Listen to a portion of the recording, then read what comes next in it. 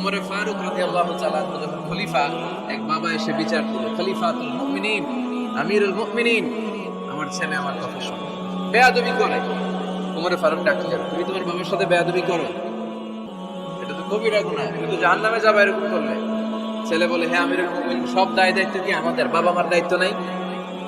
ওমর ফারুক বললেন, আছে। কি দায়িত্ব আছে? ওমর ফারুক বললেন, বাবার তিনটা দায়িত্ব। নাম্বার 1, আইয়ানতাকিয়া উম্মা, বাবা তার ছেলের জন্য ভালো মায়ের ব্যবস্থা করবে। সুবহানাল্লাহ পড়বেন না? আইয়ুহসিনা ইসমা, ভালো নাম রাখবে।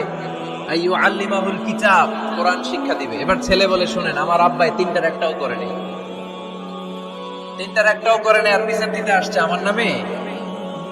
আমার মা হচ্ছে এক জাঞ্জি, নর্তকী নারী, এক অগ্নি উপাসকের কাছে ছিল, আদব আখলাক ভদ্রতা সভ্যতা কিচ্ছু জানে না।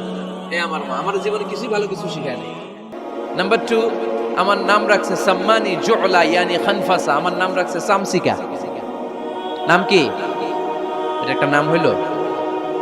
ওয়ালাম ইউআল্লিমনি হারফাম মিন কিতাবিল্লাহ, আল্লাহর কিতাবের একটা অক্ষর আমারে শিখায় নাই। ওমর ফারুক এবার রেগে গেলেন, বাবার ঘাড়ে ধরলেন, তুই বেটা বিচার দিতে আসছিস ছেলেরে নিয়ে, এখন তোর বিচার হবে আগে। এক নম্বর দায়িত্ব, ছেলে মেয়েদের জন্য ভালো মায়ের ব্যবস্থা করতে হবে।